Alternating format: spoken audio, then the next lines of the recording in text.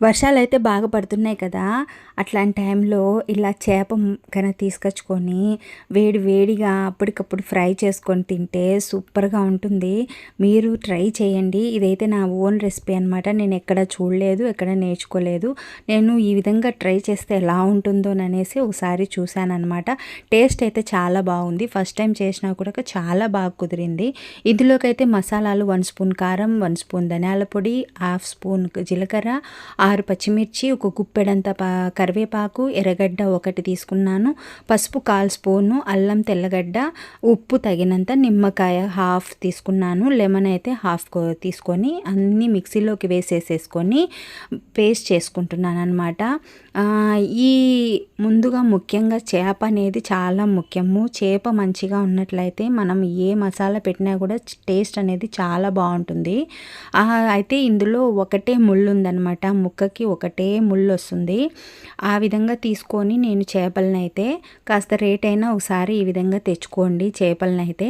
ఈ మసాలానన్నింటినీ చేప ముక్కలకు పట్టించేసేసి నేను ఒక 5 or 6 అవర్స్ వరకు మ్యారినేషన్ చేసి పెట్టుకున్నాను. ఫ్రిడ్జ్లో పెట్టేశాను అనమాట. ఫ్రిడ్జ్లో పెట్టేసి సాయంత్రం వేడిగా అప్పటికప్పుడు పెనం మీద వేసేసుకొని ఎర్రగడ్డ కొంచెం నిమ్మకాయ పిండుకొనేసేసి తింటూ ఉంటే సూపర్గా ఉంటుంది. చాలా బాగా అయితే కుదిరింది. కరివేపాకు చాలా హెల్దీ కదా, అలాగే చేప అనేది కూడా చాలా హెల్దీ. అలాగే కరివేపాకు వేసినట్లయితే కంటికి మంచిది, ఆరోగ్యానికి కూడా హెల్త్కి చాలా మంచిది. నేనైతే డీప్ ఫ్రై చేసుకోవడం లేదు, షాలో ఫ్రై అయితే చేసుకుంటున్నాను. రెండు వైపులా మనము వేయించుకోవాలన్నమాట. ఇందులోకి కార్న్‌ఫ్లోర్ కానీ మైదా కానీ ఏమీ వాడకుండా ఈ విధంగా హెల్దీగా చేసుకొని చూడండి, చాలా టేస్టీగా ఉంటుంది. కాస్త అప్పుడప్పుడు మనం తిప్పుకుంటూ ఉండాలి, లేకపోతే అడుగు అంటేసేసి కరుచుకొని పోతుంది.